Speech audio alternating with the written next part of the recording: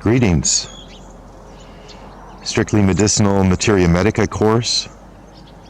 This morning, speaking about poke, Phytolacca americana. This is a large plant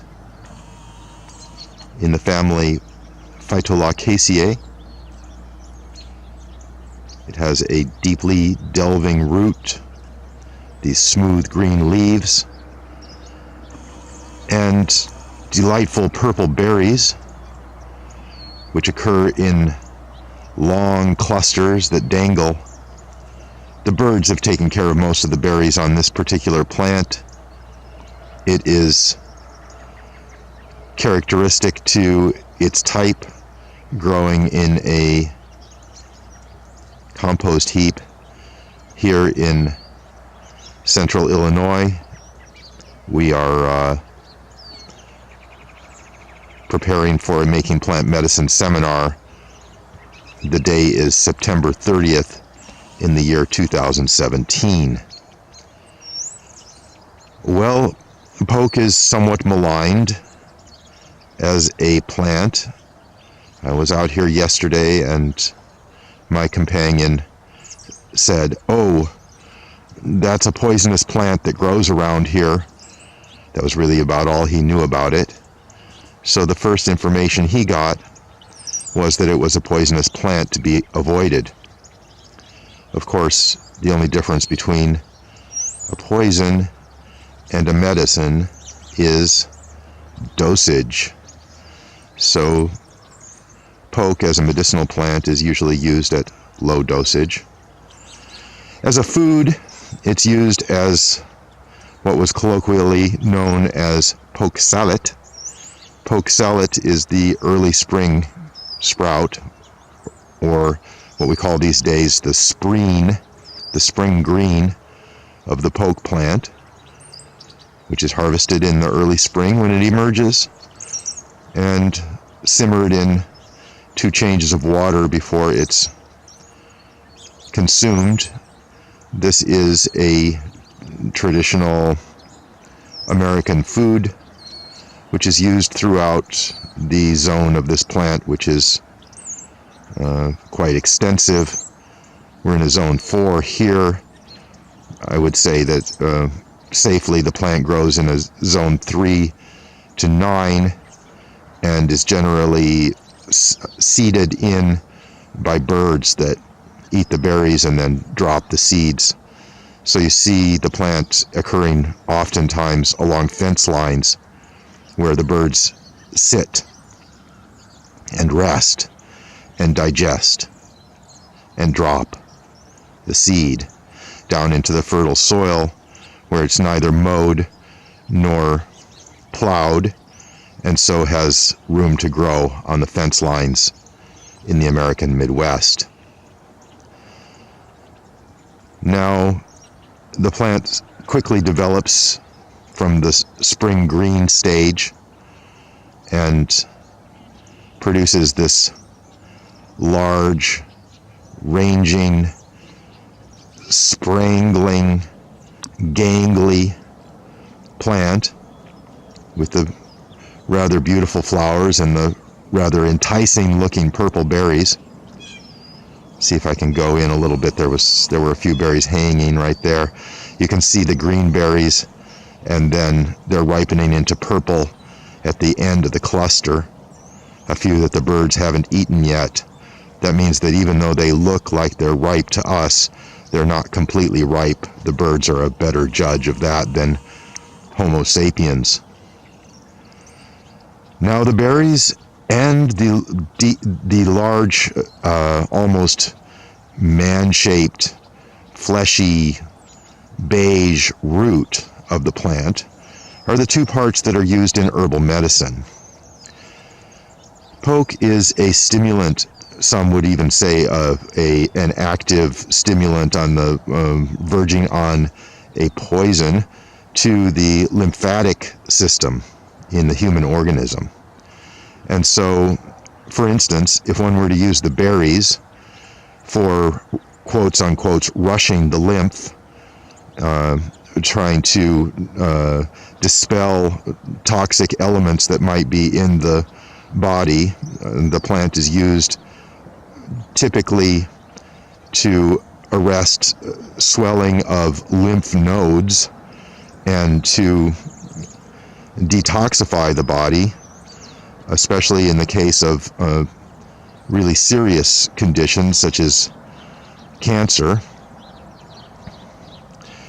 Also, in the case of infection, and the root portion is often used to make an oil, infused oil, or an herbal tincture that's applied in the case of mastitis, which you can see is a case of blocked lymph, this time in the wonderful mammary glands. So back to using the berries. The dosage is 1 fresh berry taken once a day, and then the next day 2 fresh berries,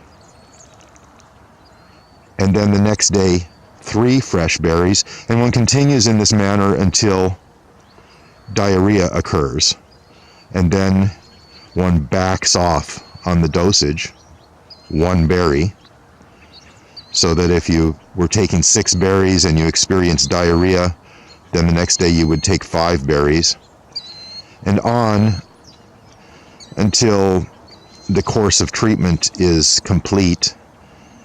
And a reasonable course of treatment for pokeberry ingestion would be 2 weeks.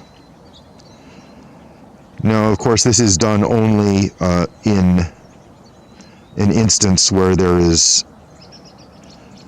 obdurate disease and not done by healthy people. There's no point in rushing the lymph if the lymph is already flowing in a normal manner and there is no intense toxicity that needs to be disgorged from the body. The root is used generally in the fresh state to make the infused oil. It's best to produce the oil overnight. It's atypical to oil infusions in that it can be made quite rapidly. You dig the root. It takes quite a bit of labor to dig it up. It's deeply delving. Wash the root, cut off the stems, slice the root into 1/4-inch slices. Put these slices in something like a quart mason jar or even a pint jar if you only need to make a small amount. Cover the slices with organic olive oil and then put in a pan of water. Put the jar in a pan of water, in other words, a water bath, in the oven set to about 110 degrees, and let that sit overnight uncovered. And in the morning, strain the oil off through a cheesecloth, and then what you have is infused oil of poke. So this can be applied externally to the breast to treat mastitis, and it really, really works. It increases the circulation, it unblocks the blocked mammary glands, and it allows for a restitution of normal breast health, and everyone likes a healthy breast. Of course, before suckling the infant, one needs to wipe the nipple free of any poke oil so that we don't give the infant the poke oil. The infant doesn't need the poke oil, but the mother does need the infant because you want to try to keep the milk drained from the breast. Frequent feedings usually well accepted by the baby, or by the twins, as it were.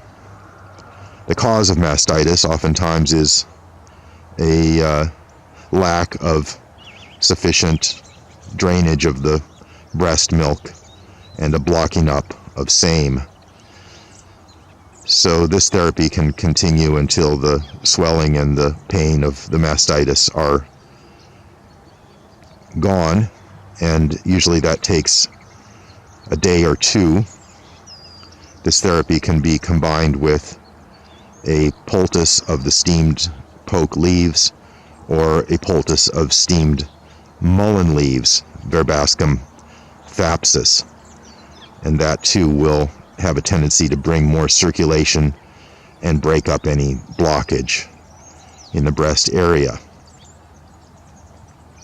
The tincture of the fresh poke root is made in much the same manner, although basically the fresh root is sliced up in the same manner, put in a blender, covered with strong alcohol, and then the blender is turned on. It blends into a mush very quickly, and then this is macerated for 2 weeks in the usual manner with daily shaking and expressed in a tincture press or pressed by hand through a cheesecloth over a bowl. You do have to be a little bit careful when you handle poke tincture.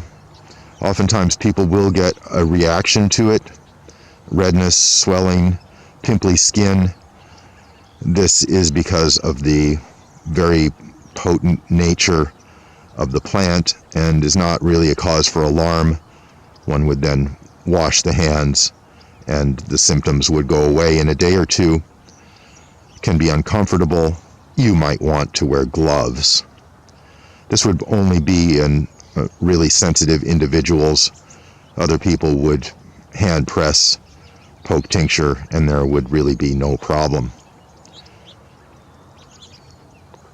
In terms of the cultivation of poke, the berries contain deep black seeds, which are actually rather delightful to observe. They have facets on them which catch the light, and a screen full of fresh poke seeds looks like the dark firmament of the cosmos with stars shining out.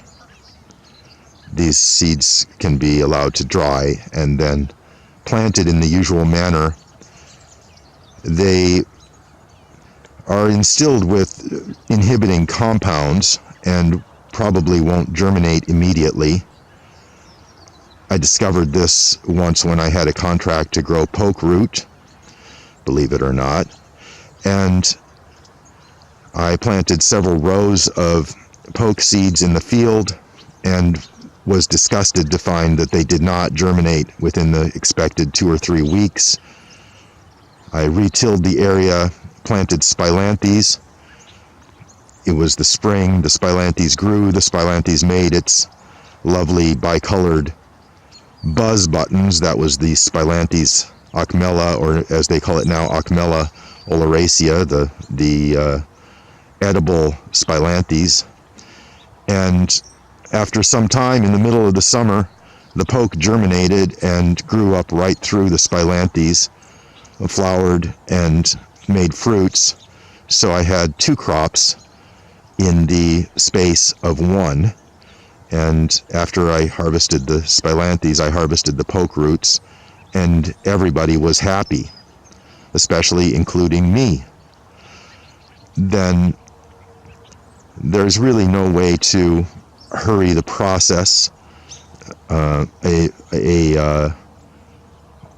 method of assuring a higher germination rate would be to mix the seeds in moist medium in the refrigerator and allow to stratify that way for 3 weeks and then plant the seeds, and they would probably come up with a higher germination rate at that point. So it's been enjoyable to let you know about this quotes unquote poisonous plant, which can be very helpful when humans are in need And I would refer you to my book, Making Plant Medicine, for more information about poke preparations, and contraindications. Have a great day. Make it a great day.